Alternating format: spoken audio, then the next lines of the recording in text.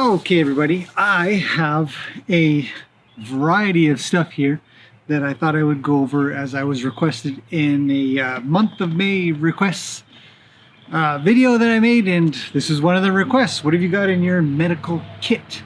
Now, I have a lot of stuff in my medical kit that I thought I would go over, and I've sort of organized it the way that I think it's going to make sense.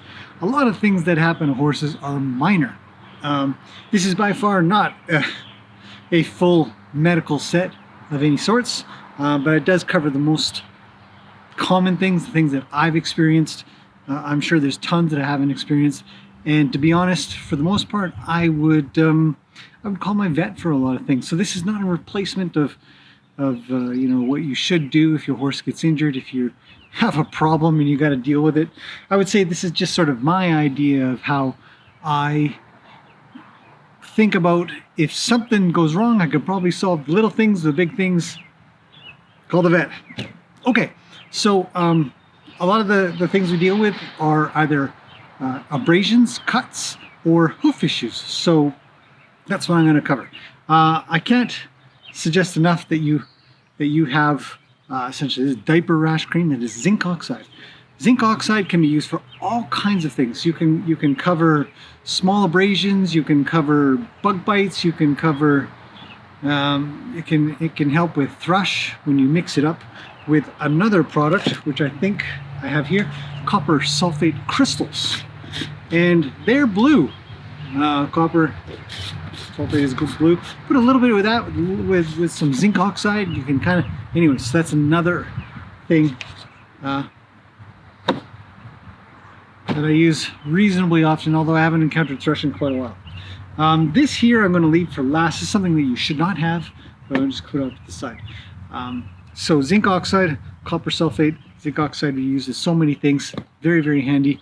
Covers things. So actually the most common thing that I would use it for is some kind of scratch or abrasion or cut. And this will keep the bugs off while it's healing and won't cause any problems. Second thing that comes with cuts and everything like that is this nice little ketchup or mustard or, you know, like condiment bottle where I use betadine, not iodine, but betadine. And I'll put this 10-to-1 inside of one of these bottles and use this to kind of wash. So you'd squirt out your betadine all over whatever the problem was, give that a clean, and you'll be better off than if you did nothing. And it's not painful, it's not abrasive. And on the line of cleaning, I was recommended to use this, and this is called Hibitain. It's a skin cleanser. It is a chlorhexidine gluconate. Yes, chlorhexidine gluconate. And this is the tiny little bottle here. But I really liked, I had no problems with this stuff called Dettol. It's an antiseptic mix. I don't use it straight. What I was instructed by my veterinarian to do is get yourself a little Tupperware container, put a bunch in here. Ooh, it's a strong smell. And then chuck in a bunch of little swabs of gauze, which you buy in a huge, comes like this, looks like a carton of cigarettes, to be honest. And they look like this. So you can't have enough of these. You can use these to clean all kinds of manners of wounds that you can get to by hand, and not painful, and does a great job cleaning. After you're done cleaning, you either need to bandage or something like that, well, then you do that. But yeah, I use this stuff. It is chloroxylenol. So very, very useful. Just just put it in a container, chuck in your squares of gauze, and you've got antiseptic gauze. Lasts forever, obviously. Okay, so cleaning wounds is the most common thing. Covering wounds is the next kind of thing, which then leads us to bandages. Bandages, I have a pile of gauze, large gauze pads, small gauze pads for smaller stuff, and a lot of wraps of gauze. A lot of wraps. I've got these.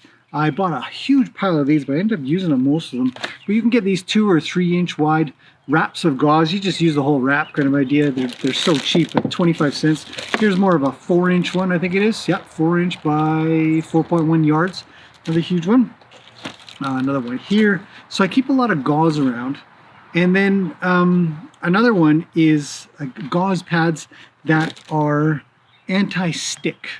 So I keep a few of those around as well. You'll put those on and then you'll put a bandage on of some sorts. Usually some kind of tape. So this kind of tape here, it's quite sticky. And you'll get that on. Very useful to keep a bandage on. And then after that, you will probably use something like this, which is a vet wrap.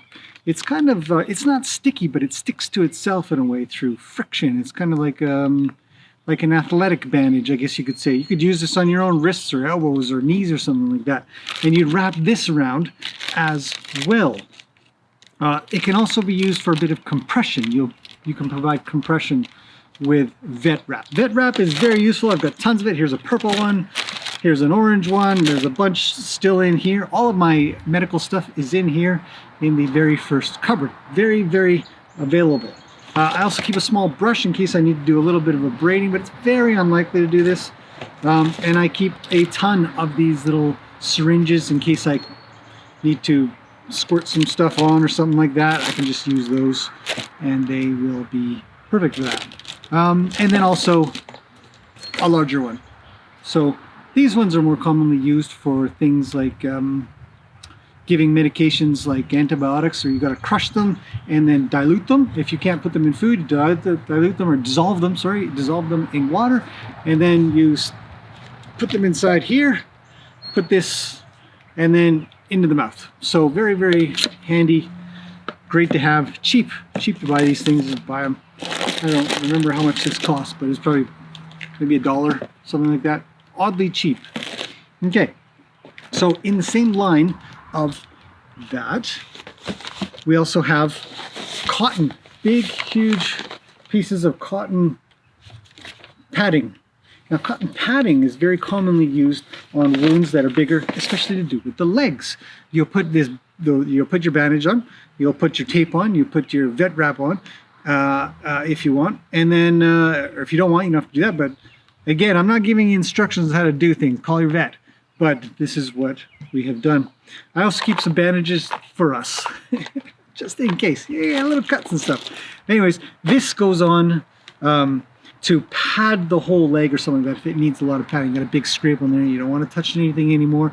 Or if you've got maybe some surgery or something that happened to have been done, or a large cut that needed stitches. You really want to pad that thing up, make sure that they don't bang it or do anything. All kinds of different types of tape. Usually keep around, maybe a couple different types. Tape it notoriously doesn't stick to horses very well. I recommend finding a good tape that does. My veterinarian had some, and I was like, give me some. And I got some of those. So yeah, a lot of gauze, a lot of tape, a lot of different types of wrapping gauze, and of course, lots of vet wrap is the black one. See, they come in all types of colors.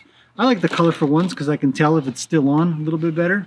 And it's a little bit of style. Oh yeah, I should mention one other thing in here. I do keep 2 different types of scalpels. Now, scalpels are really sharp. If you've never used a scalpel before, be very careful. These things are sharp, sharp, sharp, sharp, sharp. Very useful if you need to cut off like a piece of skin that's kind of hanging there or something like that. Sometimes horses will get injuries on fences and whatnot, and they'll have a bit that's sort of hanging. You don't want anything hanging that can catch. So sometimes, and this is a disposable one, just like the whole thing. So they're very cheap. You can buy them and just sort of chuck them anywhere. But I also keep real proper ones that come with a blade like this, and the handle is separate. Let's see, I've got tons of these. Don't use them very often, obviously, but yeah, you can get ones with a little metal handle that comes, and the blade fits into this. You reuse this, you don't reuse the blade. The blade is not a reusable item.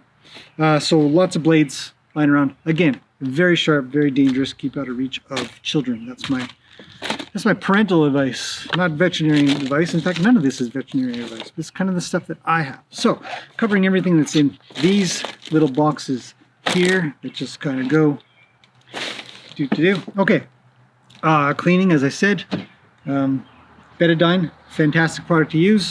Chlorhexidine and chloroxylenol, just fantastic cleaning agents. Kind of soapy-ish when you use it. Yeah, so that's all of that. And then one more container here. Rags, you can never have enough sort of rags or towels you might need to clean up with or sop something up with a little bit.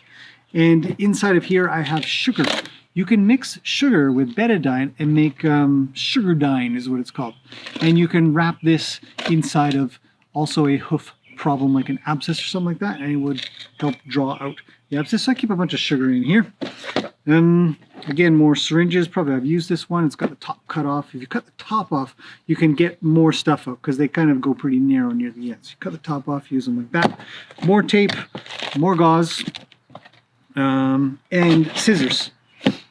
Safety scissors are pretty darn handy. I would definitely recommend having safety scissors. And there's one other item in here that I wanted to show really quickly, and I think I've missed it. Yep, here we go. And that is a thermometer. I'll get an electric one. The other ones, I have one in here that is not electric as a backup just in case. It's a thermometer. You got to measure your horse's temperature. Goes inside their butt. It's kind of what you got to do.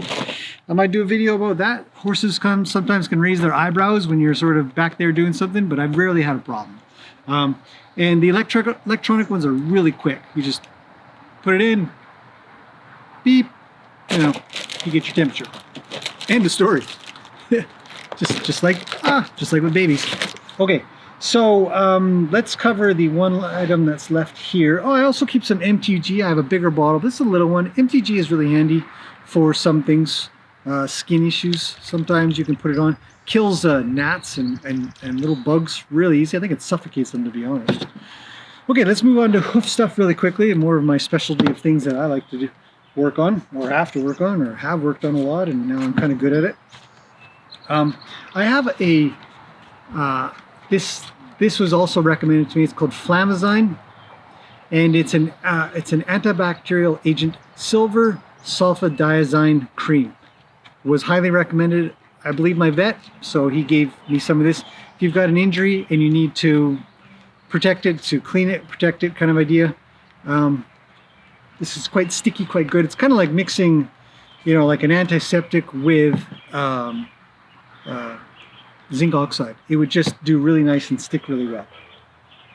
So, moving on to the next items really quickly. We're almost done. You all stuck with me this far. Great. Put this over there. And what I have here is a soaking boot. If you've never seen a soaking boot before, a soaking boot is where you put your horse's hoof inside of here and you soak it, and it sort of straps on and stuff. And there are times when you might need to sort of affect an abscess that might be in there to soften things up. Maybe the hoof is really, really hard and you need to trim some stuff, but it's super hard. You can put them in a soaking boot instead of a big puddle or something like that. It's kind of like having a mini puddle. The other thing that you can use it for, and I think I have some inside of my kit here, is, let's see, I have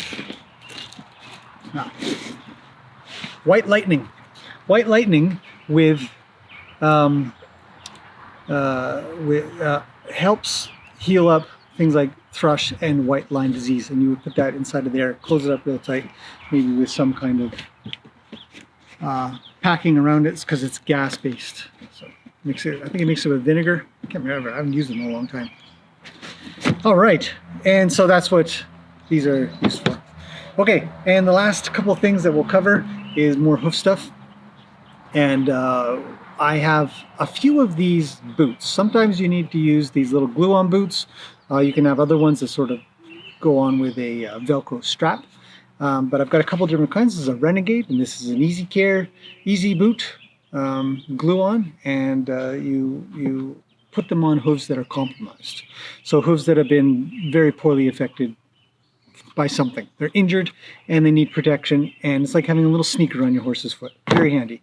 And to go with that, I have a pile of, or I keep some hoof pads. Now hoof pads can be shaped in all kinds of shapes, and you can put them inside of a boot, like so, and it'll give a little extra padding. Very, very dense material. Horses sometimes need this more denser material. You can use sometimes like those mats that you get for exercising with, but they compress down so quickly they're almost useless. This is much better, and these are from Hoof Wraps brand of pads, and I haven't used them in a little while, but they can help horses that have very sensitive feet that can't go wandering around on their own. Okay, last item in this group of things is an Equicast. I keep a couple of these around because what you can do is you can use these on a hoof that is quite compromised and you don't want to put a boot on. You can actually use them with a boot, but you can use them without a boot as well, and you wrap the whole hoof, wrap the bottom a little bit, and that will protect it. And I keep a couple of these around. They're kind of interesting. They work like if you ever use Gorilla Glue, you activate the glue by putting it in water. When you put these in water, it activates the glue that's on them, and they wrap around like a bandage, like a piece of gauze. So like a cast. It's a cast. If you ever had a cast? Hoof cast. Hoof casts are really cool. Okay, and then the last thing that I would say is part of my medical kit. It happens to be my trimming kit, but I highly recommend, if you're going to have medical materials lying around, that you have yourself a rasp. You never know when you're going to have to make some kind of small change or clean something up on a hoof. A rasp is really, really good for that. And to go with that, I would say, I don't think there's anything more in here that I would highlight, but I would say that at least one hoof knife is in your toolbox. Something that you can, get something off with it on the bottom of the foot that you might have to, or cut off some piece of frog that's not, you can use a knife for that, but hoof knives are really handy. It's good to have that, and a rasp in case you need to do anything to the hoof walls themselves. You could have a cracked or chipped hoof that if you just make a little change to it, it might help the horse a bit. So that's probably the majority. Another thing I kind of keep in here is this Herbal Solution medical, sort of not medical, but like a cleaning solution. You never know where you're going to come across cuts. I keep this inside my little thing here. In fact, this one's almost empty. I better get a new one. And the rest, for more detailed hoof stuff, I've done some videos on how to solve some things like deep thrush and some white line disease kind of thing. But that's out of the scope of this. This is my collection of stuff that I've got. Hopefully it helps. And if you have any questions of the things that I have, please let me know anytime. And that concludes this whole video. I hope that was interesting. I'll see you guys in the next one.